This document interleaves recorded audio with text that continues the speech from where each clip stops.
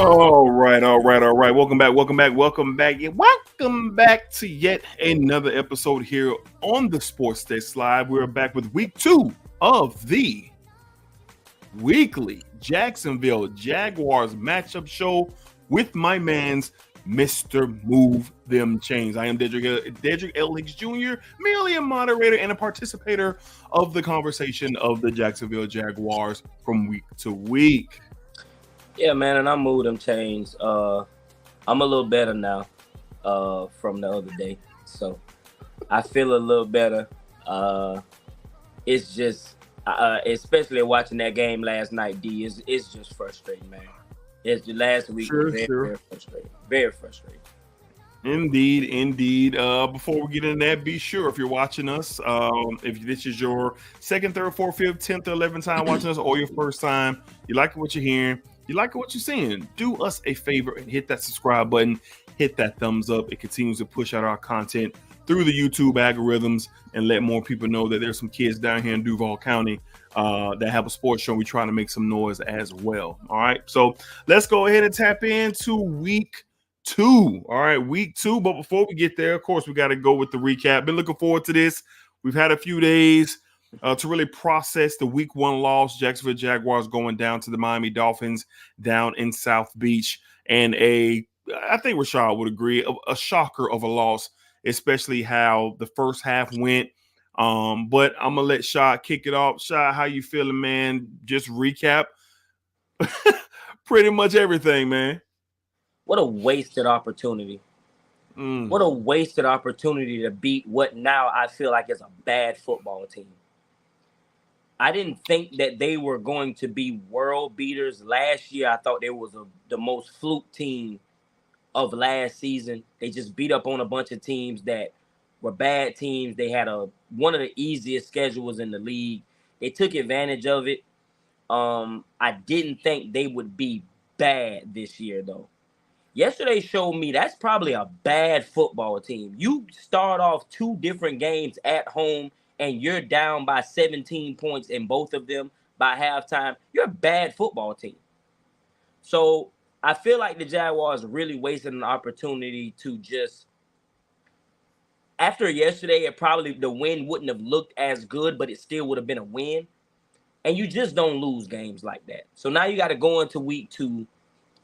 Pretty much a desperate team, your first game on the road. I wouldn't say really desperate, but you got to start this winning thing. You got to start finishing these games. You got to start winning these games.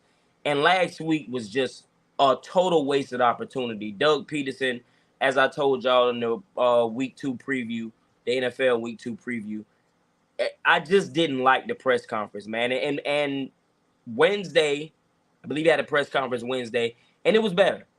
It was better. He seemed a little more upbeat. He seemed a little more turn the page, not as testy. So we'll see the way this week goes. But D, just like I said, especially after watching that team last night, what a wasted opportunity week 1 was. I mean, I've been more so putting this on the players. I went back and I watched the game last night before really preparing for the show because I wanted to see, was it just the excitement that football was back? Were the Jags really in command of the game as it seemed? Or was it just something where, you know how it is as fans, sometimes we have blinders over our eyes, but no, it was indeed that. The first half, the Jaguars were in complete command and complete control of this game.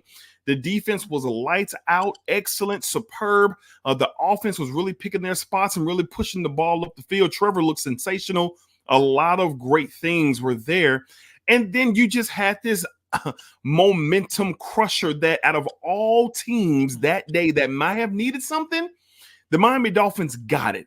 They got it when Travis Etienne was forced to fumble the football and not walk into the end zone in the third quarter to make this a 24-7 game. That's where it started. I get the uproar from the fans. Doug Peterson this, Press Taylor that. Okay, but Ryan Clark said it best about this loss with the Jaguars. At some point in time, the players got to come together and say, it don't matter about what the coaches got going on. We're up in this game. Everybody do your job. Just do your job. And the Jaguars didn't do their job in the second half. Christian Kirk with timely drops. Travis Etienne act like he's never carried a football before. I don't want to hear about the miraculous play about the Dolphin safety punching the ball out. I don't want to hear it. Yeah. That is a touchdown. Yeah. And the Jaguars, as players, they folded.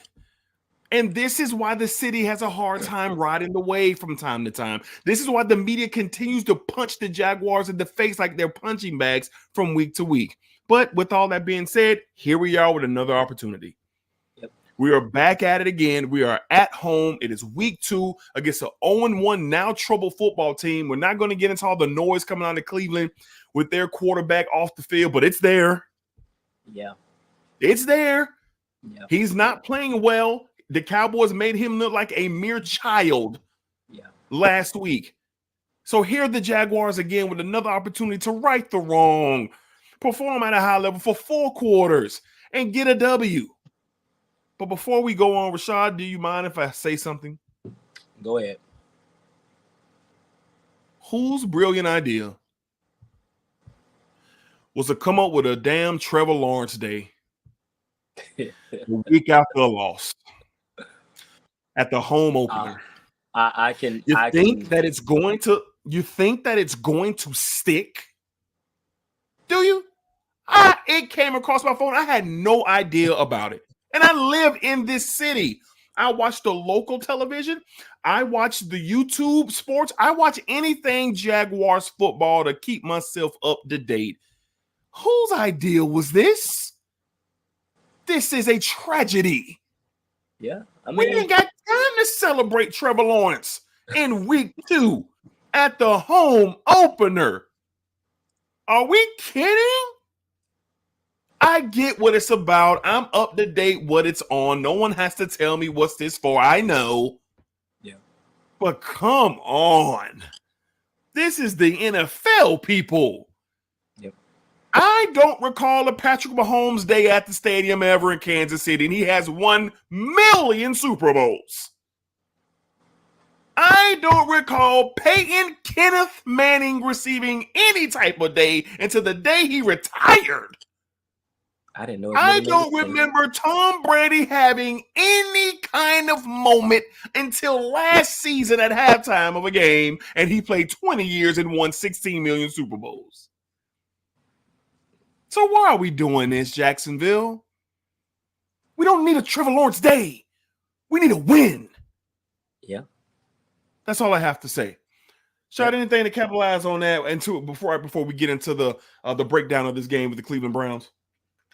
Listen, man, Jacksonville does unorthodox things. I don't understand either. But hopefully this makes him play like God, bro. I don't know. No, like God. Yeah. I don't know. I don't know what it was for. It's cool. You know, whatever. It ain't. You know what I'm it saying? Ain't. Yeah, I don't know. I just want to win. I don't care really what they do on the field, off the field. I just want to win. Well, I'll tell you this.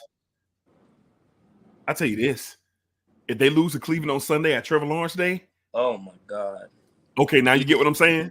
You get what I'm saying now? D, you are going to be the laughing stock of the NFL if you lose this game. If the game's even close, you're going to be the laughing stock of the NFL. If Trevor Lawrence don't have the best day he's ever had, he's going to be the laughing stock in the NFL. Please don't turn the ball over. One of the ways that you won't turn the ball over is your key matchup on offense, which is doing anything you can to stop Myles Garrett from wrecking this game plan.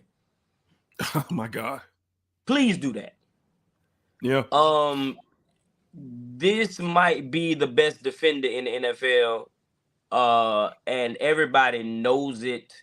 Yeah. Everybody knows him, but they may not know that he's probably the best defender in the league. They should know.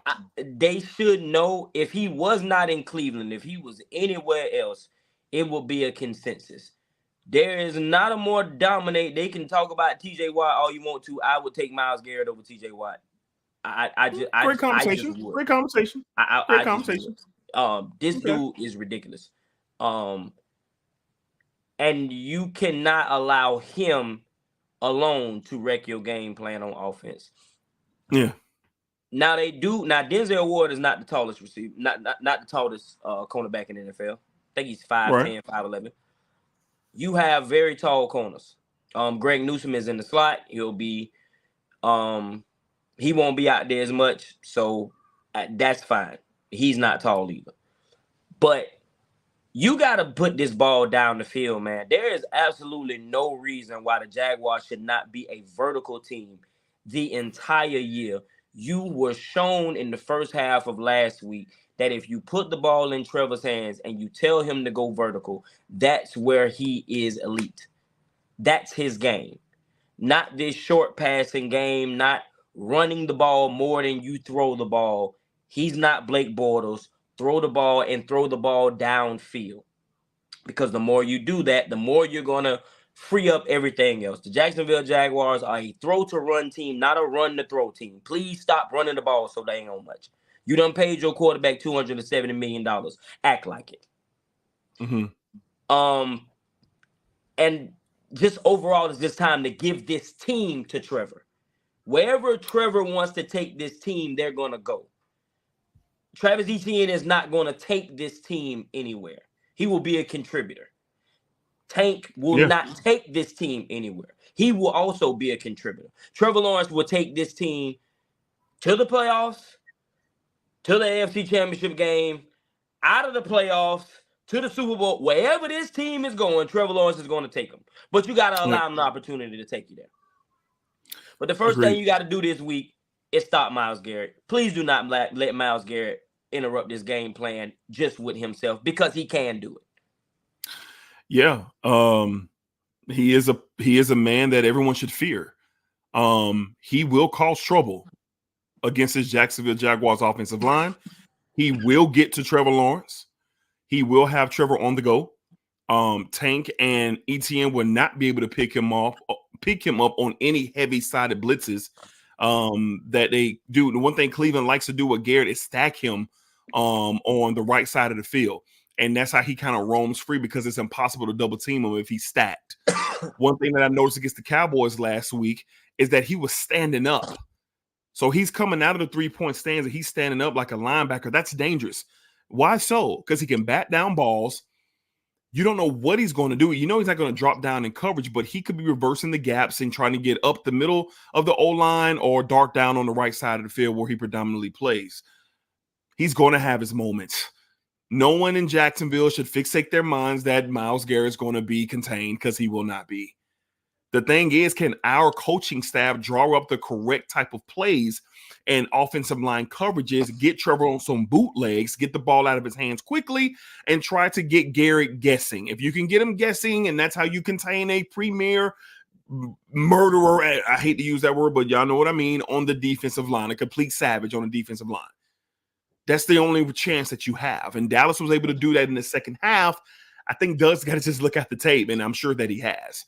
So containing Myles Garrett, and I like look, Cleveland's defense is a bunch of rough riders, man. They're rough. They're tough.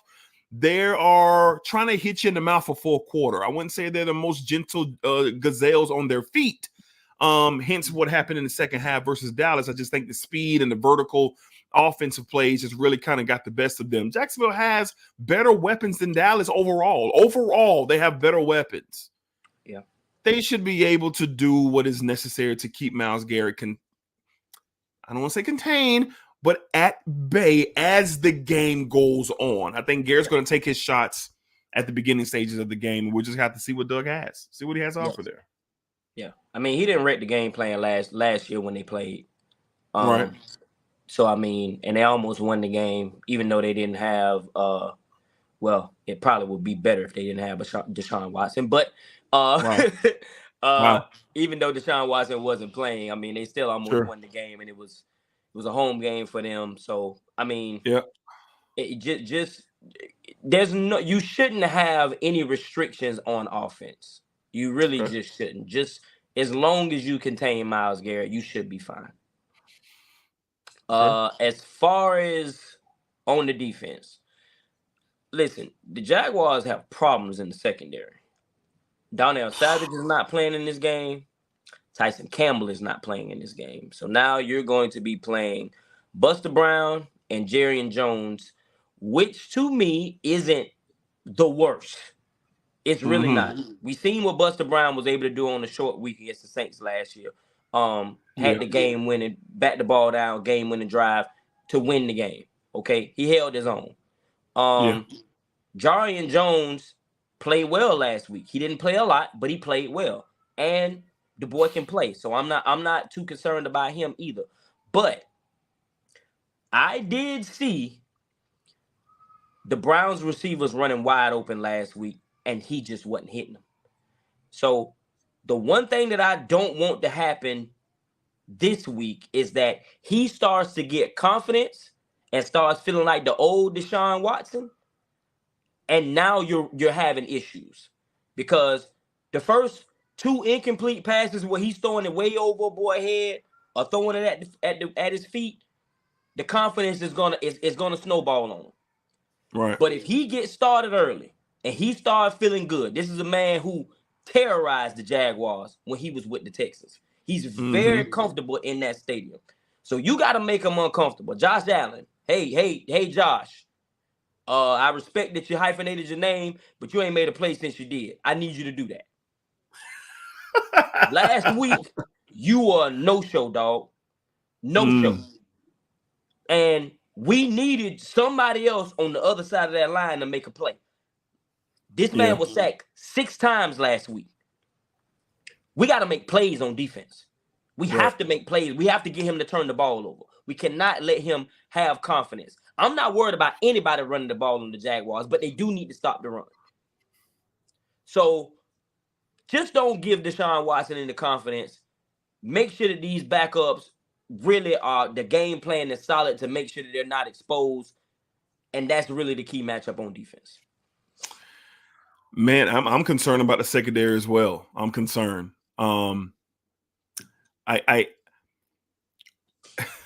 The jury's still out on Deshaun. I know he's taking a lot of harsh criticism this week, and rightfully so. He played absolutely awful against Dallas at home. But what a difference a week can make. And I hope I'm wrong about this. There's no way you go from being as supremely talented as Deshaun Watson is and what he has shown all the way back in his college days into his first handful of years in the league, and just all of a sudden it ain't there anymore. Deshaun Watson is going through some mental things when he's out there on the field. And Rashad is right. This is the week that we just do not need to see the rebirth of Deshaun Watson, the football player. But if there is an opportunity to do so with 2 of the Jags starting secondary players out, this could be the week, because Jerry Jeudy is nice. Amari Cooper is exceptional, probably the best route runner in the NFL for the last, since he's been in the league. Yeah, he's going to get open. I know Njoku was out, and that's a big loss for Deshaun because that's a security blanket. Yeah, but they have weapons, and will Walker and Hines Allen really be able to wreck the game? And if they can wreck the game, that means Armstead is running wild as well. And that means that the defensive line is just collapsing on the Browns offensive line. So I'm going to lean towards that way. Home game. You've been sleeping in your bed all week long. You've been moving around. You feel good. You get to drive to the stadium. The families. I'm going to pour into everything for every Jaguar player and coach this week for the home opener, right? And I'm going to assume that Hines Allen realizes that he did not play up to the standard of his paycheck that he received on Tuesday morning. Yeah. He has to know that he didn't do that. Walker, I said at the beginning of the season that this was going to be his breakout year, and he seems like he's found his niche. And last week up against Miami, he looked really good, just causing havoc, especially in the first half. So we'll see how that goes. So I'm going to lean on the front 7 of the Jaguars to create the pressure, keep Deshaun uncomfortable, keep Deshaun throwing dirt balls and throwing over receivers' heads because he's on the go and they're just collapsing the pocket. So I'm going to ride the Jaguars front 7 here. And, we'll see if that can be something that can be held in check, or will Deshaun Watson mess around and look like Joe Montana by the time we get to the third quarter? Yep. We'll see. We'll see. Yep. We'll see. We'll see. Overall feel for the game. Listen, you got to kill the confidence early. If you don't kill the confidence early, it could get bad. I can tell you right now, the stadium is going to be in a wait and see mode. It will not be super supportive, just outpouring support. It's going to be in a wait and see. It's going to be give me something to cheer about. You have an opponent that just got blasted last week. You lost the way you lost. Nobody's going to be super excited. So they're going to give us a reason to be here. That's going to be the crowd. And if you don't do that, it can turn on you fast. So you got to start fast. Don't be the medicine.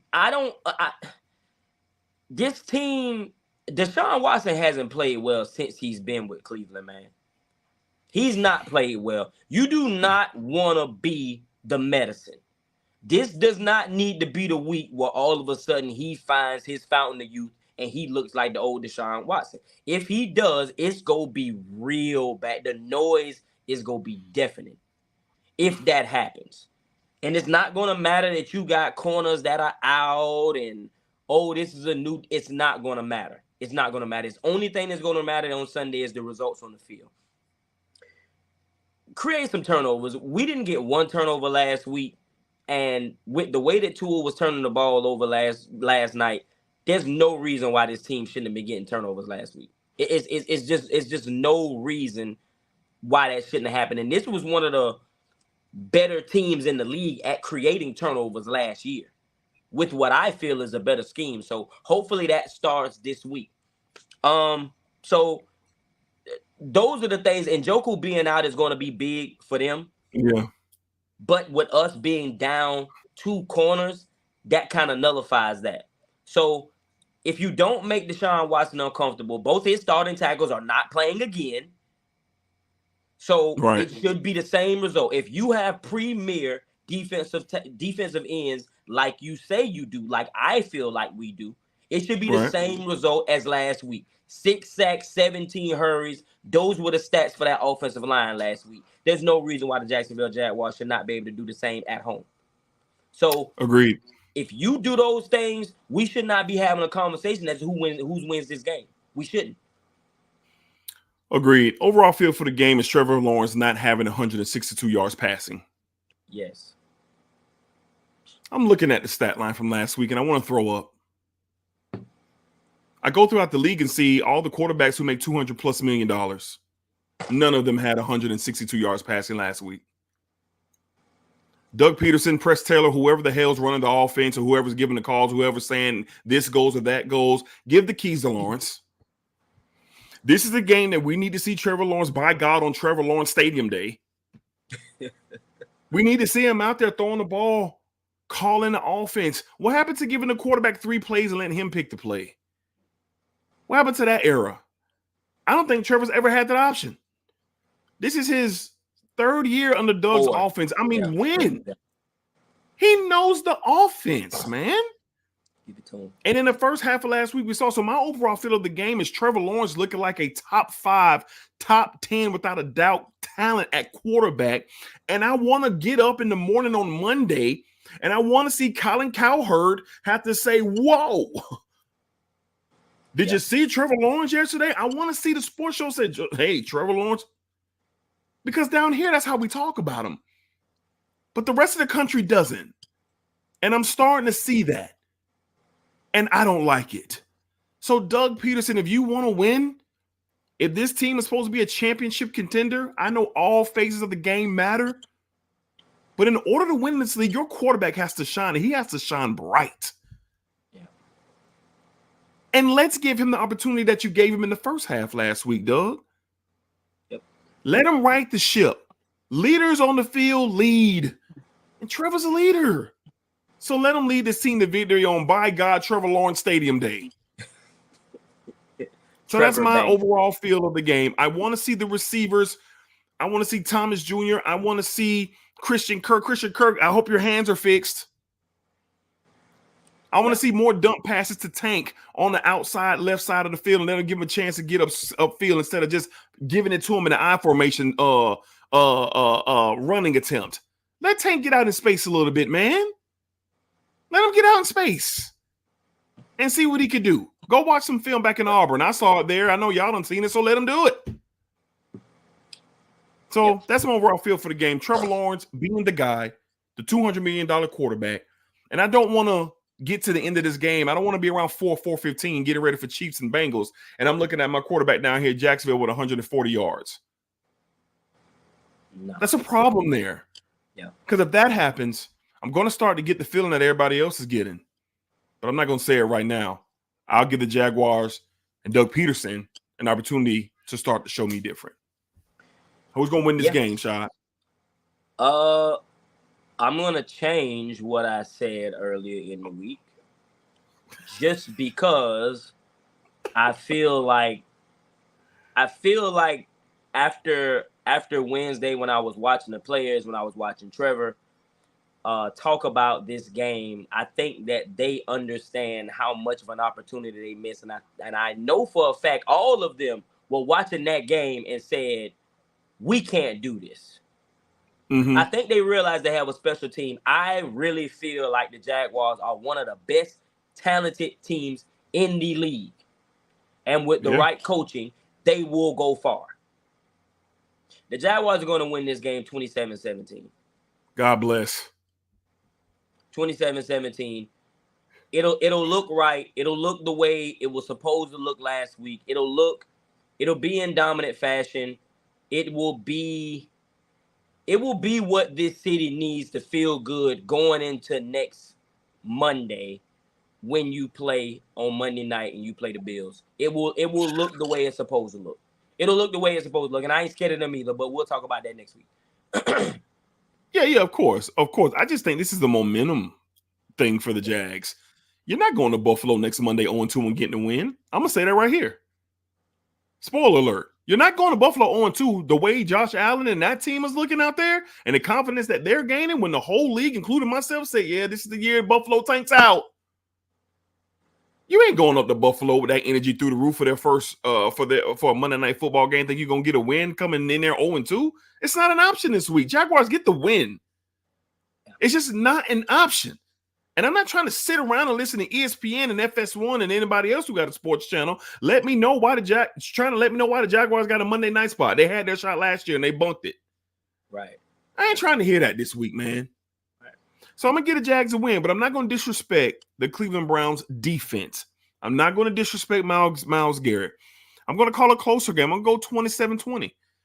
27-20. I think the Jaguars position themselves to control the game.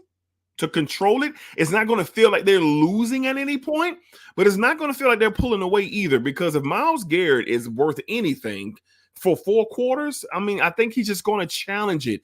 That defense, they learned a lot last week against Dallas too. So I got to think that Ward and all of the pieces surrounding Myles Garrett, they're going to be wanting to kind of show up a little bit. So I'm going to respect them. 27-20 Jags win. Trevor Lawrence has the game that I want to see. I think Lawrence can go around that 27 for 34 game. Give me at least 265 to 275 yards passing. Give me a couple of tutties, no turnovers, and control the clock. Make the play. Let's give Brian Thomas Jr. a little bit more play. Because, my God, I thought in the first half of versus Miami, I thought this kid was going to break loose on his first game. Yep. The athleticism and the speed is just refreshing to see. Yeah. Yep. So I'm going to Jags. 27-20 close game at Trevor Lawrence Day at Trevor Lawrence Bank of America Field, or whatever it's going to be called. Trevor Bank. Trevor Bank Field. Thank you, Rashad. Trevor Bank Field. Thank you, Rashad. Thank you very much. Any final remarks, my man, before we wrap up week 2, man? Just looking forward to the home opener. Hoping this team does what they are supposed to do as a good football team. Yeah. I feel like they can. I'm just still a little bummed out about last week. The energy on this show would be totally different if we would have done what we were supposed to do against Miami. The energy of this show would be, we finna bury this team and we're gonna have a big game on Monday night That would have been the energy. And maybe after this week, that will be the energy. Maybe. I'm just gonna wait and see. And I it's not that I'm not confident. I'm just still upset. The players got to move on. Fans don't move on as fast. So we gonna go into this game, do what we supposed to do, and just looking forward to the home opener, D. Absolutely. So Jaguars welcome in the Cleveland Browns Sunday, 1:00, most channels on CBS or your NFL ticket package. Jacksonville is a -3 favorite. All my prize picks, Hard Rock, MGM Grand, FanDuel, players. This is another disrespectful vibe for the Jaguars. 72% of the country, according to Yahoo Sports, are going to take the +3 for the Cleveland Browns. 72%. That is alarming. Basically, the country is saying, we ain't taking nothing with the Jaguars. We're not doing that. So a lot of the money is on Cleveland, which is wild, but I get it. But the points say different. They got this going over the 41.5 game. So that's where the points are at, 41.5. I kind of tend to agree with that. I think this goes over that 41.5 margin, obviously by my score 27-20. But the collective percentage of the bets, they're riding on Cleveland and this +3 going in. So according to Yahoo Sports, you want to make you some money, take Cleveland +3. Wow. +3. All right. But we'll see how it goes. We will be back next week for week 3 as we prepare for Monday Night Football as the Jags pack up and head to Orchard Park up there in Buffalo to face Josh Allen and the 2-0 Buffalo Bills. All right, so be sure to keep it locked here with the Sports That's Live. We have recaps of the games coming throughout the weekend from college and pro. Of course, we have our weekly shows that we drop throughout the week, the college and NFL upcoming weeks. We'll be back with those as well. So appreciate all the love and support. Remember to hit that subscribe button, hit that thumbs up. We appreciate all the love. We appreciate every subscriber, everybody leaving a comment, hitting a thumbs up. We do not take it for granted. So thank y'all very, very much. All right. So until next week, go Jags. Duval stand up, show out, come out to the game, make the home field something that we can be proud of, just like we were about 2 years ago. God, what a time it was to be in Duval County. So it's up to the boys. Let's see what they can do. Peace, y'all. We'll see y'all on the next one. And again, go Jags.